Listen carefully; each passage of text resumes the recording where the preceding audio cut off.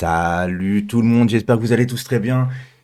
Le lendemain de victoire de Ligue des Champions, les gars, ça fait toujours plaisir. Mais avant toute chose, les gars, j'ai pas mal de choses à dire. On va redébriefer ce match parce que ce contexte de match, il est beau, il est fort pour le cœur. Après, on peut parler aussi du match, du contenu, etc. On verra plus tard. Donc, les gars, avant tout, je tenais à remercier hier Sabri et toute son équipe parce que forcément, on était à la soirée, l'événement de Sabri. Et c'était exceptionnel, les gars. On était entre 1500 et 2000 personnes, j'en sais rien. Tout le monde a été correct, discipliné, on a mis l'ambiance et tout ça. Et avant toute chose, les gars, on commence vite fait par faire un petit message pour dimanche.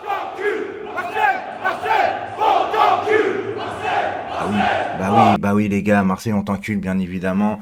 C'est le, c'est la base, c'est tout ce que tu veux, c'est la tradition. Voilà, dimanche, il y a le classico, enfin, le classique français.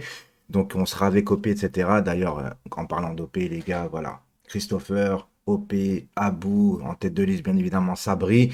Et on n'oublie pas les refs, l'immigré parisien et parisien 88 qui malheureusement n'habitent pas Paris, donc ils peuvent pas être avec nous. Voilà, mais on n'oublie personne.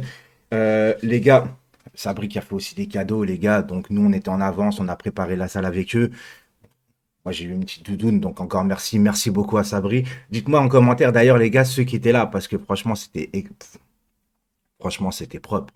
Vous vous rendez compte, il a offert des boissons à bouffer. Enfin bref, c'était pour ma part exceptionnel. Fallait que je vous fasse un peu partager ça parce que ça fait plaisir, tu vois, qu'une organisation comme ça, avec de la sécurité, pas sanitaire, tout était carré, les gars, en fait. Tu vois ce que je veux dire? On a passé une très très bonne soirée. Maintenant, vous attendez tous le match.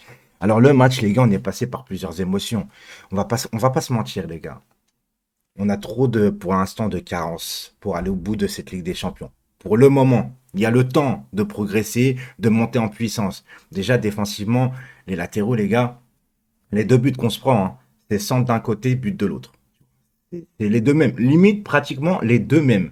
Parce que on est trop devant. Et t'as Marquinhos et Kimpembe, malheureusement, qui n'arrive pas beaucoup bien à défendre maintenant parce qu'ils défendent à 2 pour 4. Voilà. C'est mon avis. On est trop fébrile parce qu'on part tous à l'abordage. Alors, au final, on gagne. Au final, les gars, d'habitude, je mise le contenu, je suis pas content, mais vu le contexte hier, je peux que être content. T'es premier du groupe, devant Manchester City, t'as gagné City au parc, t'as gagné Leipzig au parc. Mais attention à l'avenir, parce que il faut vraiment que ce soit Pochettino ou les joueurs prennent conscience que tu n'arriveras pas au bout comme ça. Ça passera pas. Face à des gros, ça ne passera pas. Et on peut avoir de la chance. En première mi-temps, si Navas n'est pas là, pour ma part, on est mené au score à la mi-temps. Un grand Navas d'ailleurs, un peu risqué parce que tu dis que Navas revenait de blessure et tout ça. Tu te dis, bon, peut-être que. Et finalement, Navas a tenu son rang et il a sauvé pas mal la baraque dès la première mi-temps. Donc GG à Navas. Kipembe, je l'ai pas trouvé ouf, les gars. Vraiment, j'ai pas. Voilà, je l'ai pas senti dans son assiette encore une fois. Marquinhos a été là surtout dans le duel aérien, mais c'était pas ouf non plus. Mais comme j'ai dit, les gars, ils étaient 2 pour 4. Donc c'était compliqué. Milieu de terrain, c'est la première fois que je vois Marco Verratti perdre autant de ballons. Mais il faut dire aussi que Verratti, quand il touchait la balle, c'était un entonnoir. Tu vois, boum dessus parce que c'est la rampe de lancement. Les psyches l'ont très bien compris. Si tu bloquais Verratti, tu bloquais le jeu du Paris Saint-Germain. Et c'est ce qui s'est passé. Alors, on a vu de très très bonnes combinaisons entre Mbappé et Lionel Messi. Moi, je l'appelle Lionel, hein, pas Léo. Je suis désolé, bah, c'est comme ça. Je suis pas proche de Lionel Messi, donc je dis Lionel Messi. Euh, les combinaisons, on voit que ces deux-là s'entendent de plus en plus merveilleusement bien. Et hier, quel match de Kylian Mbappé, les gars. Alors on peut dire ce qu'on veut, Mbappé, nanani, il veut partir, etc. Il avait prévenu le PSG fin juillet et tout ça. Mais un truc qu'on peut pas lui reprocher à ce gars-là, c'est son professionnalisme sur le terrain, les gars. À chaque fois, ça lui arrive de faire des mauvais matchs, hein, bien évidemment, il n'y a pas de souci. Mais par contre, il est impliqué sur le terrain, il sait ce qu'il veut, le type, tu vois. Hier, il réussissait pratiquement tous ses gestes, des roulettes, des râteaux, des passes. Hier, c'est un but, un penalty provoqué et une passe décisive. Donc, un penalty loupé, mais on va pas lui en vouloir, les gars. D'ailleurs, sur les deux penalties, c'est incroyable, hein.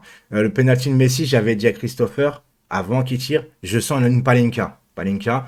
Et OP, on verra dans sa vidéo parce qu'il va sortir un vlog. OP, juste avant le tir de Mbappé, je disais, je crois qu'il va louper parce qu'il a fait tellement un bon match. C'est souvent comme ça. Quand tu fais un super match, il y a toujours une petite couille. Et je sentais qu'il allait louper, voilà.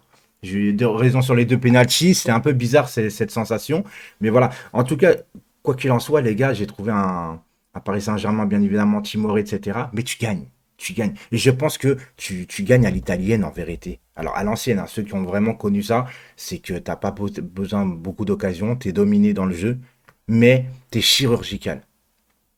Mais ce format-là, pour moi, il va falloir l'améliorer un minimum. Parce que je pense qu'on joue vachement en contre-attaque, c'est notre jeu avec Mbappé, la vitesse, on en profite, etc.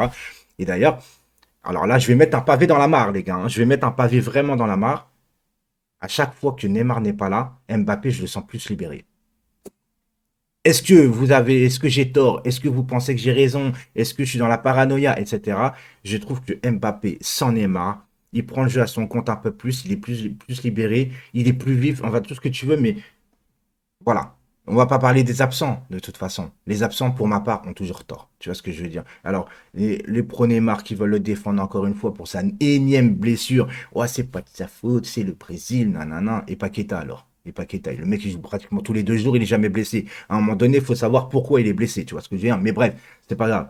Il est blessé, c'est pas de sa faute. Voilà, on s'en fout. Ok, pas de problème. Icardi, bah écoute frère, Cardi, je sais pas ce qui s'est passé, est-ce qu'il a trompé sa femme ou pas, j'en sais rien. Quoi qu'il en soit, c'est un problème familial.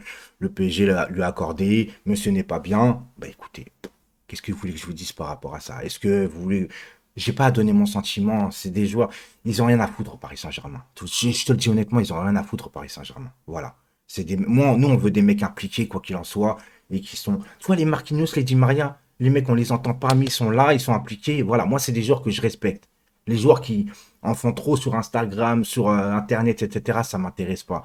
Des gens, tu as quand même des joueurs que tu vois plus sur les réseaux sociaux que sur le terrain quand même. Non mais à un moment donné, faut dire la vérité, faut pas être aveugle. Tu as des joueurs, tu les vois plus sur les réseaux à faire soit des conneries ou soit de marketing, plus que sur le terrain, sur un terrain de football. Hein. On revient vite fait à Neymar, parce que je suis obligé de parler de Neymar à un moment donné, les gars. Je vais juste parler. Neymar, c'est ton joueur le plus cher de l'histoire de ton club. Et c'est le mec qui te fait entre 45 et 50% des matchs depuis qu'il est là.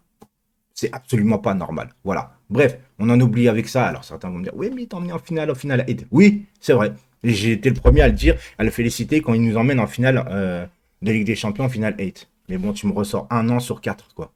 Avec un contexte en plus particulier. Donc bref, c'est pas grave. Les gars, je suis content de cette victoire. Je suis content de l'ambiance qu'il y a eu hier. Je suis très content aussi voilà, de cette soirée. J'espère que vous avez kiffé aussi votre match, vous, de votre côté, que ce soit chez vous, que ce soit au parc. Je sais qu'au parc, il y a eu une très grosse ambiance, même s'il y a eu des problèmes avec Boulogne, mais ça, on va pas, on va éviter aussi d'en parler. Donc voilà, j'ai fait oublier quelque chose, les gars, encore une fois. Vendredi, micro-trottoir, les gars. Vendredi, micro-trottoir devant le Parc des Princes à 14 h pour parler du classique dimanche. Donc, ceux qui peuvent et qui seront là, vous êtes bien évidemment les bienvenus. Mais comme je l'ai parlé en fin de vidéo, je sais qu'il n'y a pas tout le monde qui reste jusqu'à la fin de la vidéo. Et ben, je vais le mettre aussi en commentaire épinglé, tout simplement, pour vous prévenir. Ok, les gars, merci à tous de me suivre comme d'habitude. Vous êtes des cracks. On avait passé un superbe live avant-hier. Donc, merci à tous. Ciao!